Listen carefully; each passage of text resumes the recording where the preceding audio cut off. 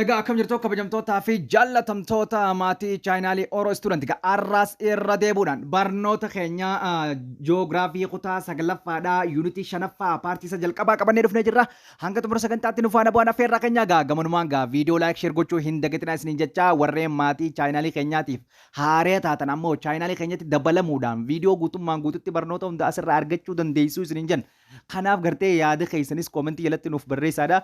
Kallattiidhaan akka nu bira qaqqabutti jechuudha. Kanaaf gartee laayik viidiyoo godhachuudha jechuudha. Laayik gochuun yoo xiqqoo sekondii maayikiroo sekondii isinitti fudhatu waan ta'eef laayik gochuudhaan waan tokko isinirraa dadhastu viidiyoo gartee laalaadhaan isin jechuudha. Kanaaf gartee yuunitii shanaffaan maal jaa yookaan gartee konseptiin guddaan inni duraa mata dureen isaa major economic activity yookaan major economic and the cultural activities in Ethiopia gartee maali major economic yookaan gartee ikoonomiiwwan gurguddoo ta'an ikoonomii yogguu jenne gartee diinagdee yookaan gartee bu'uura diinagdee wantoota gartee misooma diinagdee guddisan eendadee akkasumatti gartee cultural activity yookaan gartee activityiiwwan gartee culturaliidha kan aadaa kan jiran Itoophiyaa keessatti jechuudha isaan san laallaa jechuudha economic activity yookaan haala gartee ikoonomiidhaatis kanneen garaagaraa jechuudha. Amma fakkeenyaaf economic activity yogguuniif jenne jechuudha. Economic activity jechuun qonniti economic activityidha. Takka daldalli economic activityidha. Lama fishing qurxummii baasuun economic activityidha. Mining albuuda baasuun economic activityidha. Hunting waa adamsuun gaara keessa deemtee adamsoo gaggeessuun economic activityidha. Gathering firiiwwan mukaa gartee gaara keessa deemtee ways of life gartee kan productization of the history keessatti yuunitii takka faara ilaaltasan isa san jechuudha. Wantoonni kun hundinuu economic activity bal'ina isaa waliin laallaa jechuudha. Primary and secondary and hanga gartee fourth jira. Kanaaf gartee 5.1 maal jaa major economic activities in the Ethiopia kan jiru jechuudha. Kanaaf gartee major economic activities in Ethiopia keessatti gartee ilaallaa jechuudha yookaan qaamawwan gartee diinagdee yookaan gartee activity yookaan haalawwan gartee diinagdee keessaa gurguddoo kan gartee biyyi Itoophiyaadha. Itti fayyadamtu gartee akka gaartii Itoophiyaa keessatti argaman gartee isaanan shanan keessaa ni ilaalla. Kanaaf economic activity is the production distribution jechuudha. Economic activity jechuun faffaca'iinsa yookaan production oomisha fi oomisha maaliiti faffaca'iinsa oomishaati. Akkasumatti and exchange wal jijjiiruu goods meeshaa fi yookaan tajaajila service tajaajila wal jijjiiruuti jechuudha. Kanaaf economic activity is the productions faffaca'iinsa oomisha akkasumatti gartee wal jijjiirraa tajaajilaa fi meeshaatii jechuudha. Economic activity jechuun hiikkaansaa is definitions of economic activity. These some examples of the economic activities hunting yookaan gartee waa adamsuu gaara keessa deemtee finishing qurxummii baasuudhaa fi akkasumatti farming qonna gaggeessuudhaa fi grazing dheedicha horii gaggeessuu fi mining albuuda baasuun is the type of the primary economic activity. Manufacturing akkasumatti transportation akkasumatti trades and others. This is all about the type of the economic activity. Isaan hundinuu gartee dameewwan economic activity keessatti ilaalamanii jechuudha. Manufacturingin yookaan industiriin jechuudha. Akkasumatti transportationiin garaagaraa trade dabalatee daldala dabalatee hundinuu type of the economic activity jechuudha. Kanaaf classification of the economic activity qoqqoodaminsa yookaan gartee qoqqooduu dameewwan gartee economic activity adda addaa kan haala adda addaatiin qoqqoonna isaan kana. The economic activity is the practiced in the world are the group into the 5 main namely primary, secondary, tertiary, quaternary, quaternary. Kanaaf the economic activity is the practiced agartee akka inni itti hojiirra oolu akka addunyaatti gruppii shanitti addaan qoonna. Is namely maqaan isaanii yogguun fi fakkeenya primary kan jalqabaa, secondary kan lammadaa, tertiary kan sadaffaa, quaternary kan afuraffaa fi and quaternary is the 5 of type of economic activity jechuudha yookaan damee economic activity shanaffaadha jechuudha. Akkanatti bikka shanitti classification yookaan qoqqooduu jechuudha. Qoqqoodaminsa economic activity dha jechuudha. Gartee haala kanaan lafa keenyaa jechuudha. Each type of the economic activity is the important of the society. Isaan kun hundinuu each type of the economic activity kun hundinuu dameen economic activity dha kun hundinuu important dha yookaan barbaachisaadha to the society. Hawaasaafuu isaan kun hundinuu barbaachisoodha. The distribution of the job yookaan faffaca'iinsi hojiidha.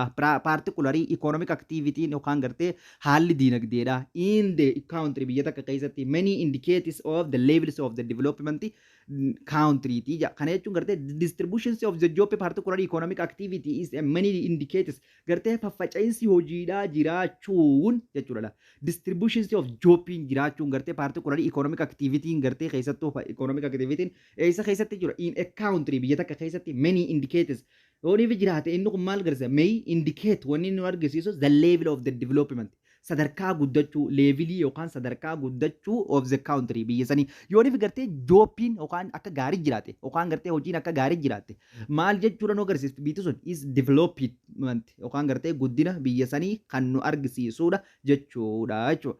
Kanaaf geographers is classified geographeronni jechuudha yookaan warreen gartee the study about the geography yookaan gartee warri waa'ee geography qoratu geographeronni is nations is economic into the primary, secondary, tertiary and the service survives sector ida. Kanaaf gartee geographeronni akka adda qoodanitti geographers is classified adda qoodani it is a nation economy biyya takkaa jechuudha into the primary, secondary and tertiary jaaniitiiti addaan qoqqoodanii jechuudha survive in sectoroota yookaan gartee dhaabbilee isaan hojjetan san keessatti bikka sadiitti addaan qoqqoodan shanii jira ammoo gartee maajuritii wanni arraa addunyaan gartee keessa jirtu kan guddataa biyyoota gartee tokko kan guddataniitu kana bira dabra malee isaan irra guddaan amma Itoophiyaa is only it is 70 yookaan gartee 18 kara gartee percentii 85 kan ga'u percentii gartee primary yookaan gartee jalqabaa kan irratti argama jechuudha. Kanaaf gartee increasingly the survive sectors is seen to the forming further quaternary and the secondary sectors and the fifth or the lagarta quaternary and the secondary kana jechuun increasingly survive sectorin yookaan gartee yoonii fi increasingly dabale eenyu survive sectoronni yookaan tajaajilli sektoroonni yookaan gartee dhaabbileen tajaajilaa jechuudha. Survived sectors dhaabbileen tajaajilaa yoonii fi arsiins forming yoonii fi uumame akka gaariitti yoonii fi jiraate maal jedha yoo increasingly dhaabbileen tajaajilaa sektoroonni surviveidhaa yooniif dabale foorziidhaa fi akkasumatti argaa quaternariitti ce'uu nu argisiisaa jiru. Tajaajilli akka gaariitti yooniif jiraate jechuudha. Tajaajilli sektoroonni hojiidhaa kan namoonni keessa qaxxaramanii hojjetan kanneen garaagaraa is classification gartee categorize jechuunis classification jechuudha yookaan qoqqoodaminsa yookaan gartee diinagdeeti jechuudha yookaan economic diinagdeeti jechuudha.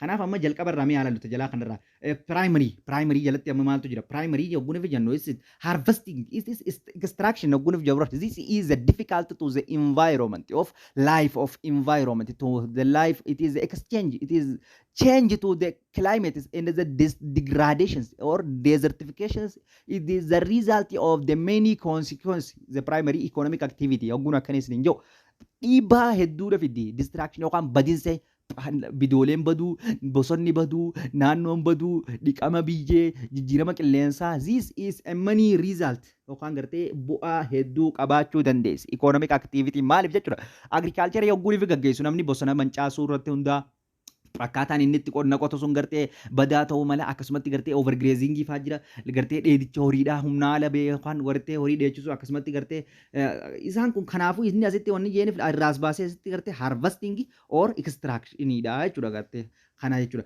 Primary economic activity jalatti amma maaltu jira agricultural production jira gartee yookaan gartee gathering akkasumatti industry jira akkasumatti gartee extractive industries inni jalatti jirani as jalatti jiran jechuudha. As jalatti wantoota hedduu jira fishing overgrazing wannoonni hundicha waliin ilaalla sun kanneen akka gartee qurxummii baasuu kan industiriitti hin ceene jechuudha as jala jiran. Secondary yogguun ilaalla imma manufacturingidha gara gartee oomisha industiriitti dabree jira. Oomisha industiriitti gartee constructions of the power production jechuudha. Construction ijaarsa yookaan gartee paaworii yookaan gartee humna gartee namaarraa gara humna maashiniitti kan ce'u jechuudha. Value added of industry dha kun ammoo added industry gartee value yookaan gartee qabeewwan industry ida'aa jechuudha. Survive sectors industry dha yookaan gartee sektoroota yookaan dhaabbilee industry tajaajila industry treasury jalatti retail trade yookaan whole trade sale trade kan jennuun yookaan gartee personalis professional survives to the communication retail trades and the whole trades this is the type of the domestic trades jennaan yookaan domestic trade and the international trade jennaan trade jechuun daldala jechuudha daldalli kun bikka lama qoodama bikka lamaan itti qoodama sun trade international trade and the domestic trade jennaan jechuudha international trade yogguuniif jennuun jechuudha the trade that is maal jechuudha it is within the connecting the other country is outside of the waan country yookaan gartee daangaa biyya takkaatiin alatti biyya biraati wajjin foreign country dha yookaan gartee biyyoota alaa biyya wajjin kan wal qunnamnu yookaan gartee asii deemne biyya alaa irraa meeshaa galchine international jennaan daldala internationally yookaan kan waliigala kan addunyaati jechuudha yookaan gartee ammoo retail oguuniif jennu amma as jalatti isa kana domestic ogunuuf jennu kan gartee biyya keessaati jechuudha. Domestic saniitu bikka lama qoodama. Bikki inni itti qoodamu lamaan eessa jechuudha. Retail trade isa kana bal'inaan economics irra ni qaraatan garuu ammoo ammaaf asitti retail trade and wholesaler trade diye. Wholesaler trade fi retail trade types of the domestic trade daldaloota biyya keessaati ilaal. Treasury jalatti hin jiru. Treasury economic activity jalatti retail trade fi akkasumatti gartee wholesaler trade. Retail trade jechuun daldala gartee waamata akka akkanumatti kophaa akka namarraa magaalaa dheeyxee meeshaa lama sadii kuma bittee dhuftee kararratti akkuma gurgurattu hool oguuniif jennu hawalii galaa hool meeshaa jumlaadhaan nama gurgurtu san jechuudha isaan sunis isa jala qoodamanii treasury economic activity jala jechuudha provisional services and the communication yookaan gartee akkasumattis sarviitoota yookaan gartee wal qunnamtiidha kan gartee adda addaa kan jiran tajaajiloota wal qunnamtii baay'een isaanii kan jiranidha jechuudha akkasumatti gartee eenyu jira ammas quanary economic activities kan jennuun jechuudha is decision market yookaan gartee murteewwan yookaan magaalaa kan kennu jechuudha executive yookaan gartee decision markets kan jennuun yookaan gartee marketidha kun is high level decision making irra kan ga'e jechuudha sadarkaa ol aanaa gartee decision making yookaan murtee wantoota yookaan gartee teknooloojiitti kan ce'e jechuudha kun eenyunni executive quanary economic activity jechuudha executive decision marketidha waan ta'eef jechuudha.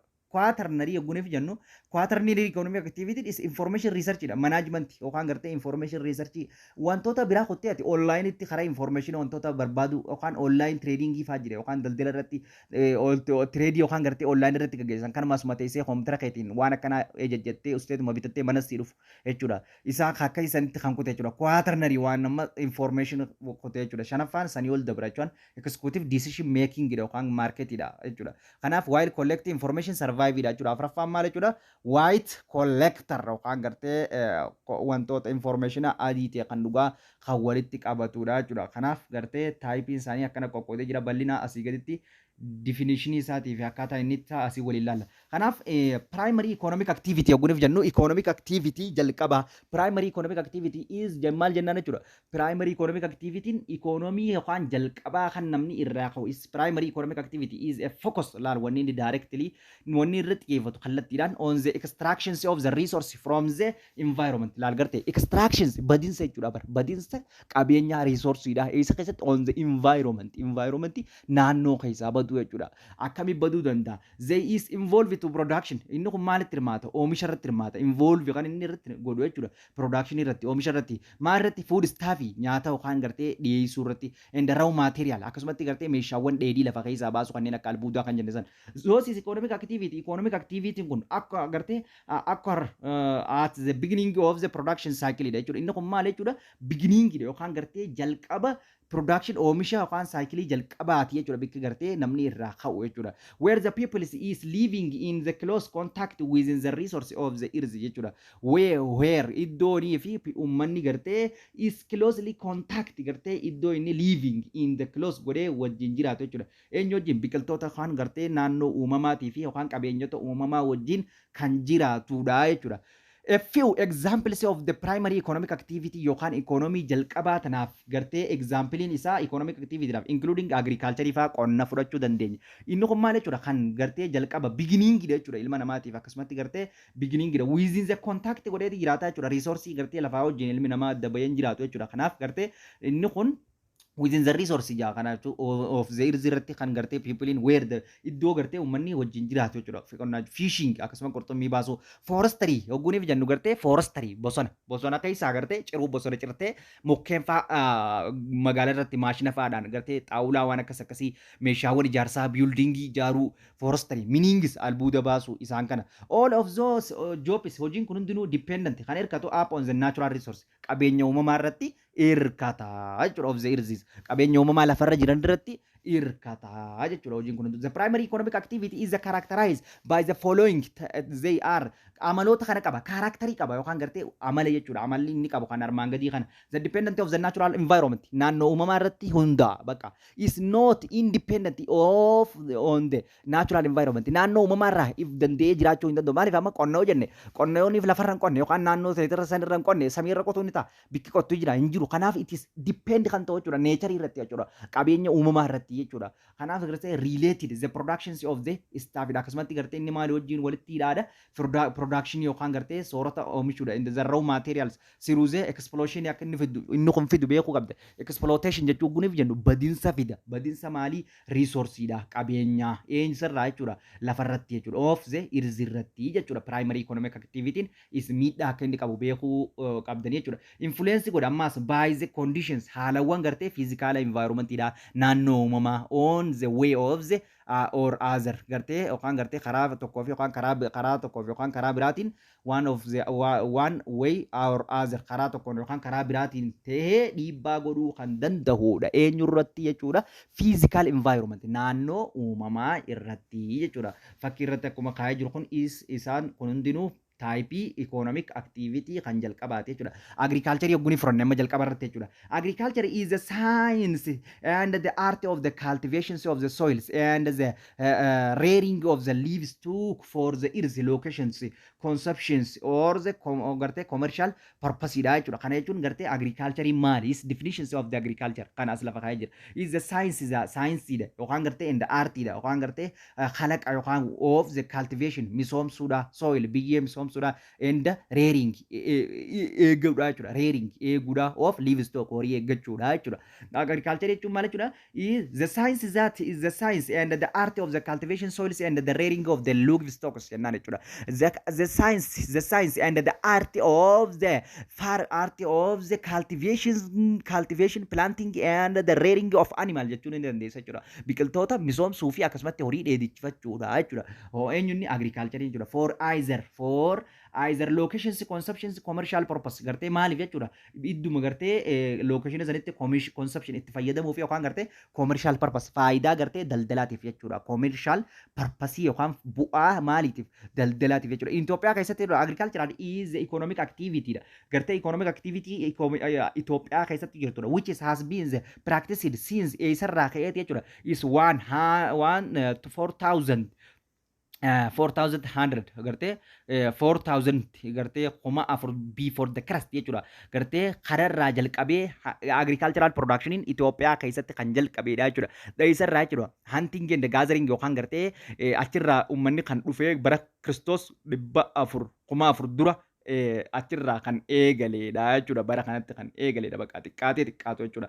Old bara kanarraa kaasee jechuudha. Itoophiyaa keessatti jechuudha. This Ethiopia is mentioned as one of the originally centers of the world most important cultivation crops gartee Itoophiyaan jechuudha. Is mentioned tan eeramtuudha as one of the one takkitti gartee original centerii akka biyyoota addunyaa keessaa takka taatee tan gartee most of the important bikka gartee irra caalatti is cultivated crops oomishni itti misoomsamu cultivate itti crops oomishni adda addaa jechuudha. Midhaan adda addaa jechuudha. In Itoophiyaa keessatti most of the agricultural production irra caalaan gartee oomisha qonnaa takes place in the dega iddoo degaa fudhata. Kana edda waan kana adda baafachuu laal barahaa kollaa degaa waynaa degaa and the worships. This is type of the land is depend on the elevations of altitudes jennaan jechuudha. Kana gartee daga baraha haguu jennu kuma takka baraha haguu jenne gartee 500 fi gad kan ta'e jechuudha. At sea level sirrii irra galaanaa irraa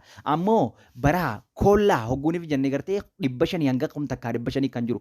Akkasumatti gartee baraha kollaa daga hogguuniif jenne gartee naannoo gartee kuma takka 500 hanga kuma 2,300 ol dheerinsa lafa ol kawarra jiru lafa ol kaan lafa meetira hanga takka ol kee jiru. Kun ammoo achi ol kan gartee jiran kan gartee eenyu jennuun jechuudha. Wurch kan jennuun itis alfiin kan jennuun sun gartee meetira 3,000 fi achi ol kan ta'e sanidha jechuudha.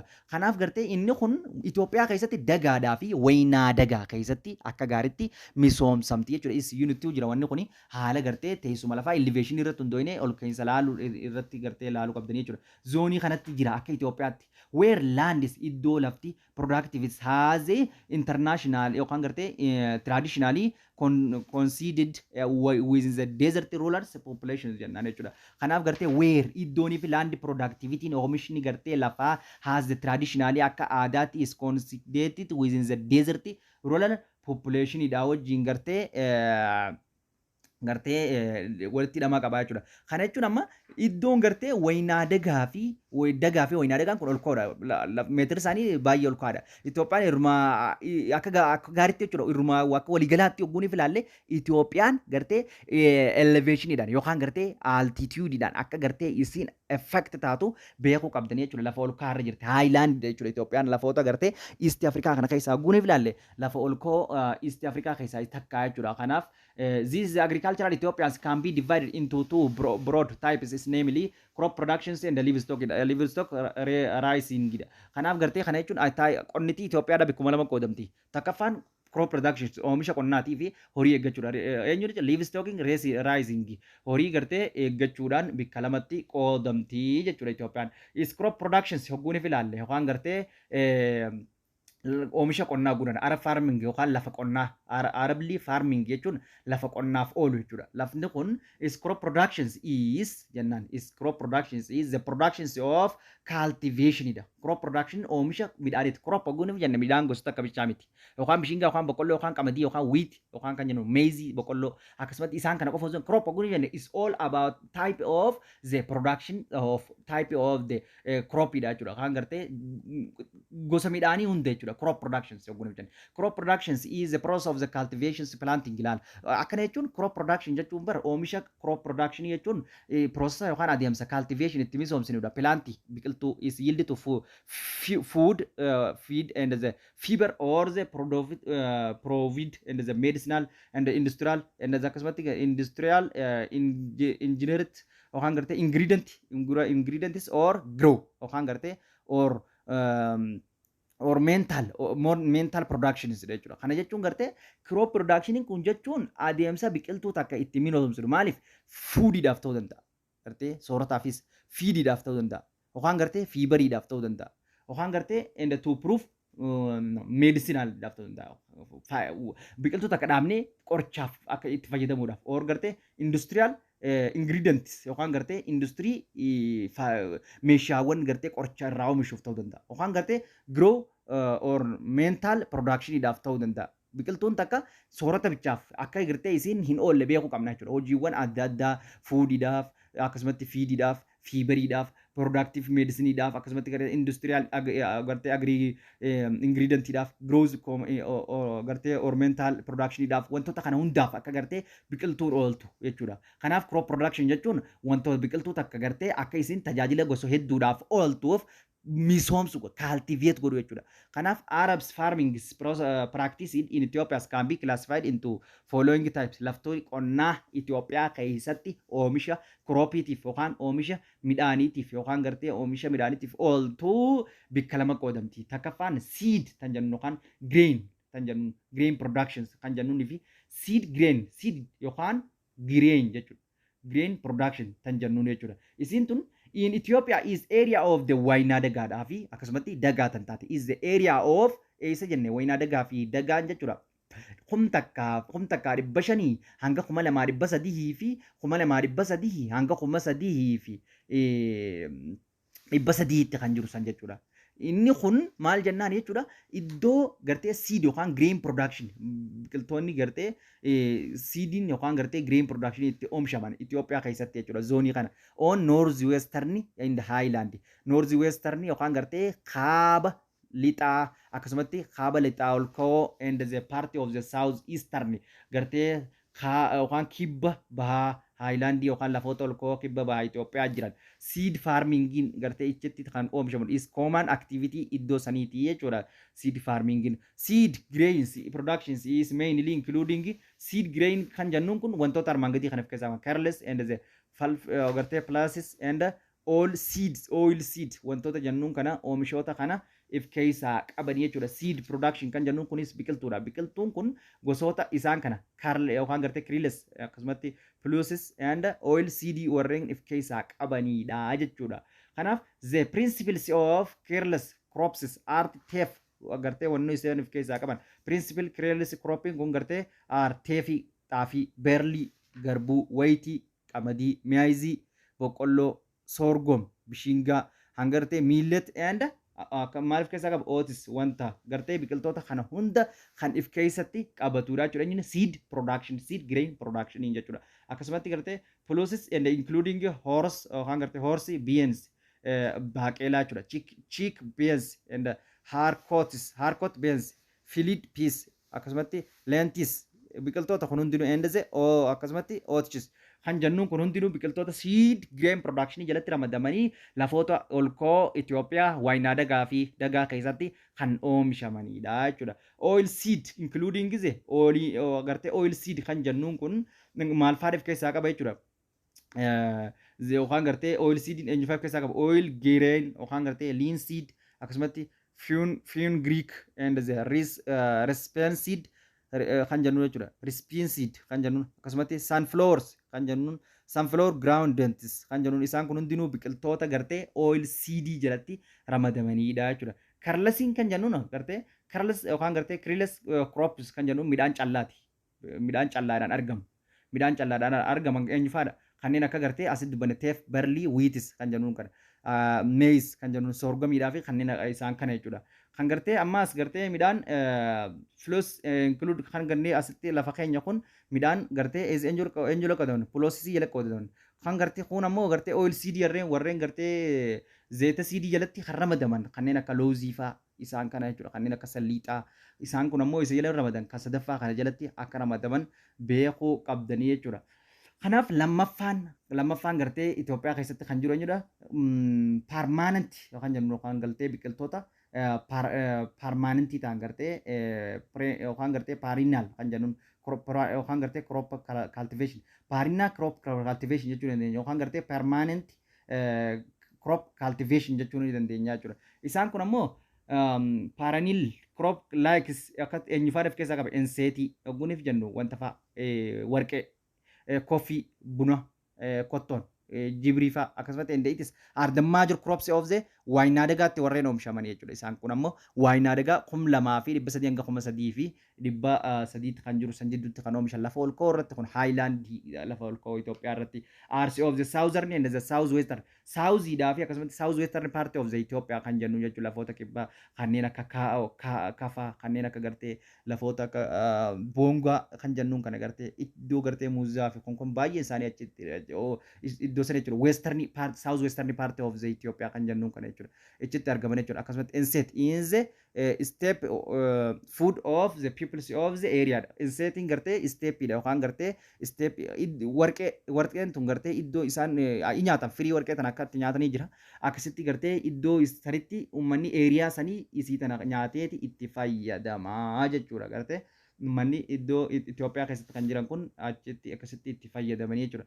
Kanaaf Haddaan immoo shifting cultivation wal jijjiiruu gartee midhaan tokko barana yoonii fi gartee waan kana qotte amata gartee waan biraa jijjiiru shifting cultivation jechuudha. Qonna wal jijjiiruudhaan qotan jechuudha. Shifting cultivation is the cutting addaan kutuudha. And the cutting and burning jechuudha. Garta cultivating system gartee addaan kutuudhaan dhaabuu akkasumatti gartee lafa takka lafa tana waan barana waan biraa qottee lafa irra dhiiste ammas amata biraa qottee isii tana itti deebi'u akka gartee ifaaromsituuf jechuudha. Albuunni isii akka ifaaromsuuf adda cut godhu jechuudha. Ethiopian is the shifting cultivation baay'ee fayyadaman. Is the practice in the western keessatti yookaan gartee lixaa fi akkasumatti south western yookaan gartee kibba lixa Itoophiyaa keessatti jechuudha. Akkasumatti baay'ee lafa gartee addaan kutanii yookaan gartee dhiisanii bara tokkoof jidduu dhiisanii bara tokkoon gartee shifting wal jijjiiraa takka shanyii wal jijjiiraa bara kana yoo boqqollee qotte bara kana bishingaa akkas godhaa takka immoo lafa sana lafa dhiisaa agguu isiin gartee meeyira baaste meeyiru sana irratti gartee akka inni bosbosu godhanii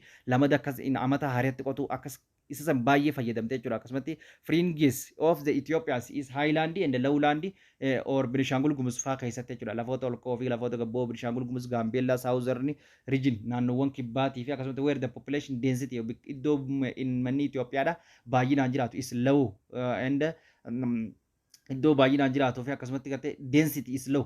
Density isaanii iddoo xiqqaa ta'e jechuudha. And the livestock rearing in the limited area iddoo kanatti gartee liivistookiin baay'ee reeringiidha jechuudha tarii hin jiru jechuudha bakka xiqqaata jechuudha namni gartee waa horii dheechifatu maaliif baay'inaan paastoralistiin yookaan gartee warri horii eeggatu kun naannoowwan gammoojjii keessatti gartee baay'ee jiraatan malee naannoowwan kan lafoota olkoo kana keessatti immoo maaltu jiraata jechuudha warreen gartee biqiltuu qotatan qonnaan bultoota jechuudha.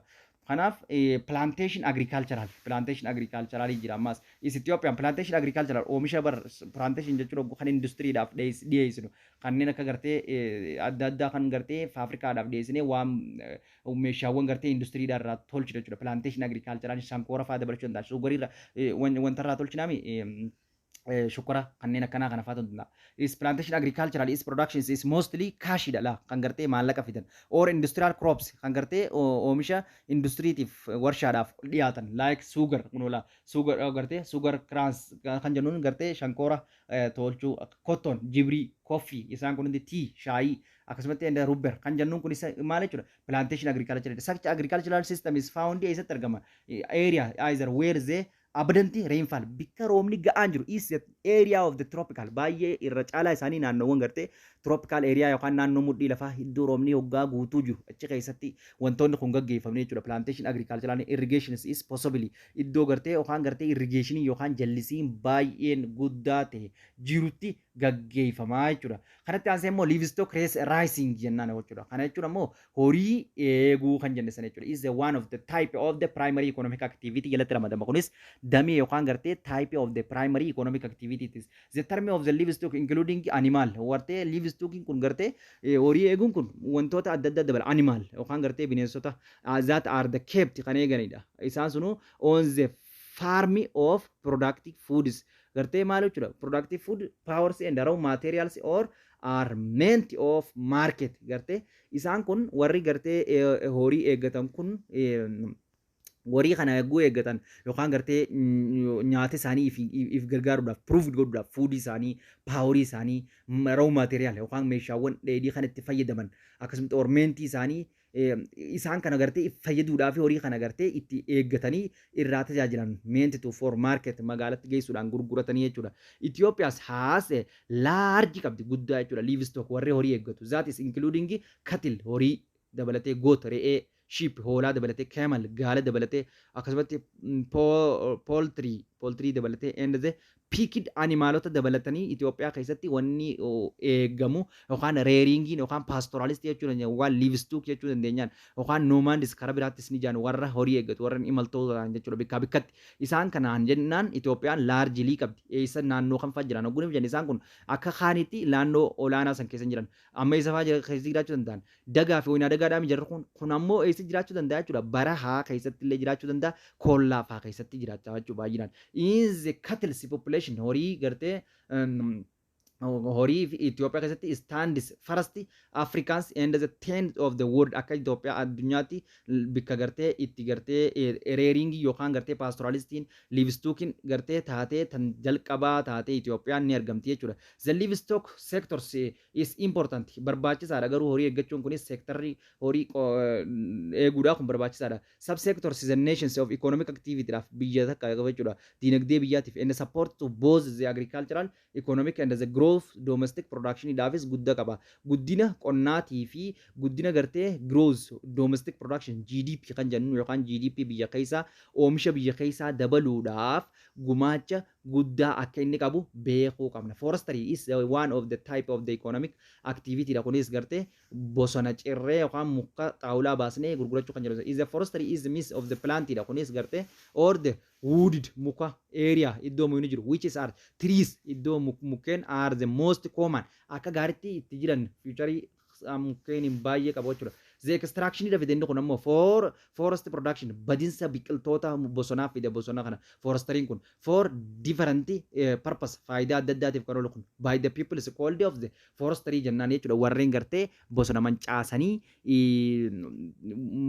galii isaanii yookaan economy isaanii harkatan sanii maal jennaani is forestry jennaan jechuudha.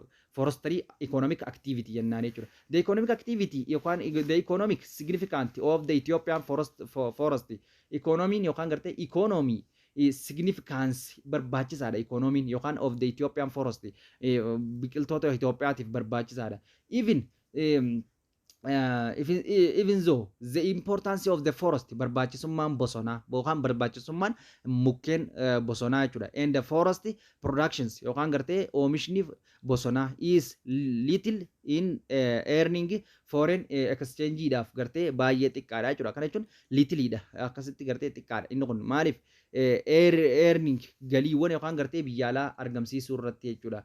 Their significant at local levels is large. Garuu ammoo local level sadarkaa biyyaa keessatti mukkeen gartee yoonii fi biyya alaatti gartee waa tolchine erguu baannellee sadarkaa biyyaa keessatti signifikantiidha barbaachisaadha. Lookaalii yookaan gartee iddoo xiqqoo yookaan levelii gandaa keessatti guddaa oomisha production yookaan inni kun amma GDP guddaa godhaa jechuudha. Oomisha biyya keessaa ni dabala. For instance bikka isa kan ammoo guna their contributions of the national economy yookaan gumaachi yookaan gartee diinagdee biyya takkaa in the form of GDP yookaan the domestic productions kan jennuun sun is about the 6.10 6.10 jennaan jechuudha.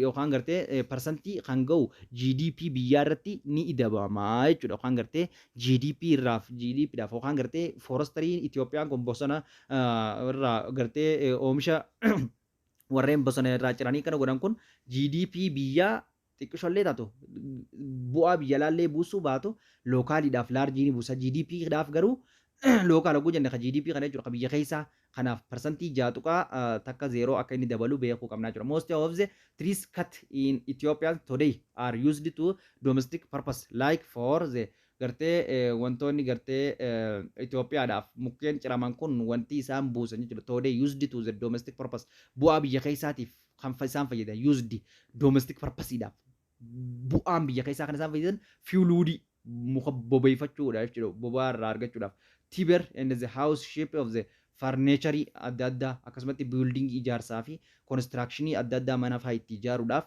forestariin nu gargaara jechuudha. Akkasumatti fishing qurxummii baasuu kan jennu jechuudha. Fishing is one of the primary economic activity keessaa tokko. Fishing is a primary economic activity is concerned within the catching yookaan gartee iddoo gartee galaanataatti and harvesting dha. Akkasumatti gartee harvesting of the fish dha. Catching dha yookaan kan addaan gartee kat godhuu fi akkasumatti gartee harvest dha. Baay'ee badaa kan ta'e jechuudha. Maaliif of fishing eenyuuf biqiltuu wanta fishingii qurxummii galaanaatiif jechuudha. Azar maariyaanaan yookaan gartee creatures maariyaanaan creatures yogguuniif jennu gartee wantoota gartee naannoowwan galaanaatti jiraniifis baay'ee kan gartee rakkisaa ta'edha. Fishing is one of the oldest occupation dha. Hojii gartee duri yookaan of the humankind kan dhalli ilmi namaa gaggeessu fishingin hojii gartee occupation oldest dha jechuudha. Yookaan gartee oldest yogguuniif jennu primary jechuudha. Kan jalqabaasan jechuudha. Guddaa kan ta'e isa kamii jechuudha. Dura kan jalqabaasan keessaa isa tokkodha jechuudha. Kanaaf most of the fishing activities economic activities in Ethiopia takes place iddoo fresh water bishaan qulqulluutii fi such as rivers iddoo laggeeniitii fi lakes iddoon haroowwaniitii fi akkasumatti iddoo poundis ta'anitti bishaan bikka jiranitti kan gartee qurxummii keessaa qabatanii gurguratan ni jira jechuudha. Haalli gartee economic activity haala sochii diinagdee jechuudha. In the generally akkuma walii galaatti the Ethiopian fishing group grounds could be classified lakes and the river. Akkuma walii galaatti hogguuniif ilaalle garuu grounding isiidha. Could be classification hogguuniif qoqqoonnu haala gartee Itoophiyaan gartee fishingii qurxummii gartee lafa keessaa bishaan keessaa baafattee gurgurattu kana irra guddaan isaanii isa lakes haroowwanii fi river laggeen gurguddoo Itoophiyaa keessa jiran keessaa baafamanii gurguramanii jechuudha. Kanaaf kanatti aansee kan jiru meanings kan jiru jechuudha. Meaninginis gartee one of the type of the economic activity keessaa isa tokko ta'ee kan nu tajaajiludha jechuudha. One of the meaningis jechuudha.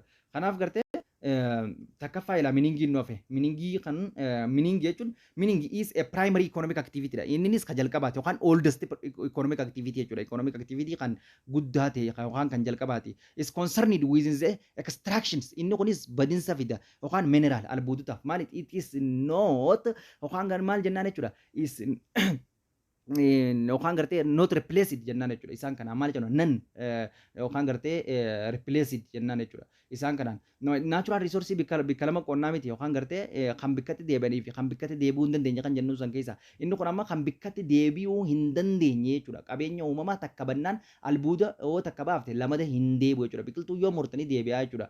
Kanaaf gartee renewable and non renewable kan jennu san inni kun maal jechuudha. One of the economic activity ta'e kan non renewable ta'e jechuudha. Extractions badiinsa fidee jechuudha. Eessarratti jechuudha. Burning in the yookaan gartee substance for the earth crust gartee fuula lafaa irratti badiinsa fida qodanii yogguu albuuda barbaadan albuunni inni dhabama fuulli lafaatti ni bada the earth crust fuulli lafaa is composed of rock dhagaadha of keessaa qaba containing of mineral dhakaawwan gartee albuudaa irraa qaba akkasumatti gartee ani gartee minerals is organic chemical elements or the compound found naturally in the crust of the earth kana jechuun organic fi inorganic jira organicin warreen gartee lubbuu qaban inorganic hogguuniif jennu warreen lubbuu hin qabne kan ta'an inni kunis gartee inorganic ta'e chemical inorganic ta'e is or composite found kan inni kunu kan gartee compound argamu eessatti argama naturally uumamaan crust of the earth fuula lafaa irratti kan argamudha jechuudha inni kun gartee inorganic dha jechuudha kanaaf gartee